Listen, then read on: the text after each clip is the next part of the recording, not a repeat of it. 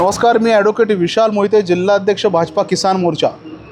आज पंचायत समितीला या ठिकाणचे गटविकास अधिकारी आहेत राऊत साहेब, त्यांच्या भेटीसाठी आम्ही आलो आहोत। कडेगाव तालुक्यातील जिल्हा सांगलीमधील आपशिंगे एक गाव आहे। त्या आपशिंगे गावच्या काही मूलभूत विकास कामाला खो घालण्याचा कायम धंदा त्या ठिकाणचे जे प्रमुख लोक आहेत त्यांनी केलेला आहे। म्हणजे विकास कामासाठी जो वरून निधी येतो, म्हणजे मुख्यमंत्री समृद्ध ग्राम योजनेसाठी जे मूल्यांकन होतं ते मूल्यांकन बाजूला सारून परत वसुंधरा ग्राम अभियानासाठी जे काही निकष असतात त्या निकषाला फाटा देऊन वेगळंच काहीतरी करायचं।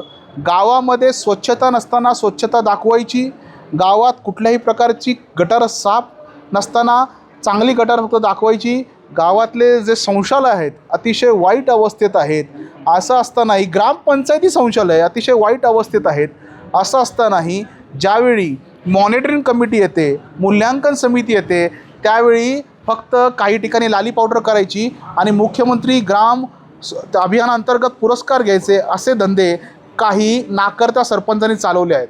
मला वाटतं ही बाब अतिशय दुर्दैवी आहे, कारण की हे जे माझी वसुंधरा अभियान आहे, हे जे मूल्यांकन आहे हे तिथल्या ठिकाणी कचऱ्याची कशी विल्हेवाट लावली जाते, कचऱ्याचं कसं वर्गीकरण केलं जातं, कचरा कसा गोळा केला जातो आणि त्या ठिकाणचं गावचं हे सगळं स्ट्रक्चर जे आहे हे स्वच्छ आहे का यासाठी केलं आहे। परंतु दुर्दैवानं त्या ठिकाणी असल्या कुठल्याही प्रकारच्या सोयी उपलब्ध नसताना तिकडचे जे सरपंच आहेत किंवा ग्रामपंचायत सदस्य आहेत ते बाहेरून आलेल्या पाहुण्यांना चहा पाणी दिल्यासारखं करून आणि त्या ठिकाणी व्यवस्थित काम न करता जे खोटं काम आहे ते दाखवून असल्या प्रकारचं मूल्यांकन करत आहे।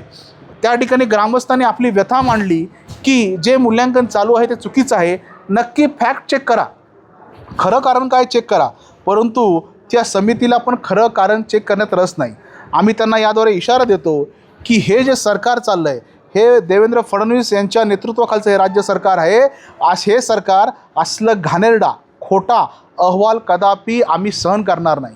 इथल्या भारतीय जनता पार्टीच्या कार्यकर्त्यांनी आपशिंग गावचे जे आमचे तालुक्याचे सरचिटणीस आहेत सागर सूर्यवंशी आणि इतर कार्यकर्त्यांनी त्यांना सांगितलं की तुम्ही जे मूल्यांकन करताय ते चुकीच्या पद्धतीने करताय, या ठिकाणी नुसते दिखावा तयार केलेला आहे। ॲक्च्युअल जर मूल्यांकन करायचं असेल तर ग्रामपंचायतचं शौचालय पहा, पण ते शौचालय ते पाहायला गेले नाही कारण ह्यांनी सगळ्यांनी रिक्वेस्ट केली, कारण की गावची व्यथा अवस्था अशी आहे, रोगराई, अस्वच्छता आणि गाव सगळं बरबटलेलं आहे। असं असतानाही ह्यांनी विनंती केली की त्या ठिकाणी चला ज्या ठिकाणी खरोखरच घाणीचं साम्राज्य आहे। परंतु अधिकाऱ्यांना काही दबाव आहे का, हे अधिकारी कोणाच्या दबावाखाली आहे का अशी शंका आमच्या मनात निर्माण झाली आहे।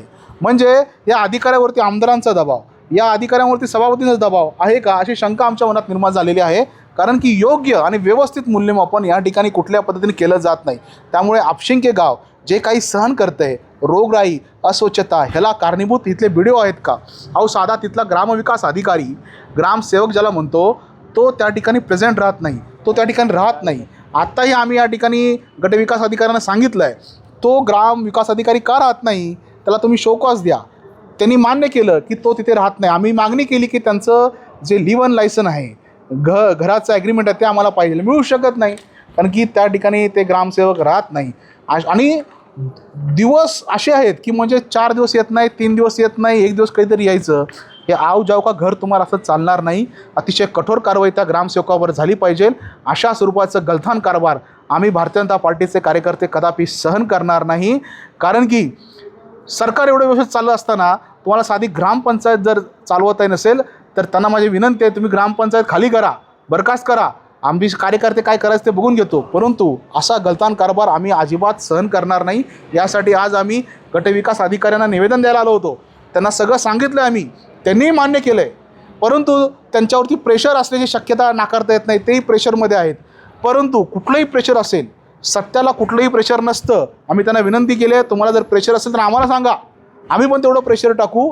परंतु जे खोटं आहे, जे चुकीचं आहे कदापि आम्ही सहन करणार नाही। संविधानिक मार्गाने आम्ही भांडणारे कार्यकर्ते आहोत, भारतीय संविधानावरती विश्वास आहे। परंतु लबाडी करायचं, खोटं बोलायचं असे सरपंचांनी जे धंदे करतायत, ग्रामविकास अधिकारी जे धंदे करतायत ते सगळं बंद झालं पाहिजे। जे ग्रामस्थ आलेत सगळे आपशिंगे ग्रामस्थ त्यांना न्याय मिळाला पाहिजे यासाठी आम्ही सर्व या ठिकाणी आलो आहे. आम्ही या ठिकाणी जे डेप्युटी बी डी ओ वाजेसाहेब त्यांनाही भेटलो, जे बी डी ओ आहेत रावसाहेब त्यांनाही भेटलो, परंतु दुर्दैवाने ते झुकलेले वाटले, त्यांना बर्डन वाटलं. परंतु आगामी काळात जर हे प्रश्न आणि निवेदनाचे प्रश्न सॉल्व्ह झाले नाहीत, आगामी काळात आम्ही तीव्र शब्दात बोललो, पण आगामी काळात आमरण उपोषणाचा इशारा या ठिकाणी देत आहे. एवढं बोलतो, थांबतो. धन्यवाद.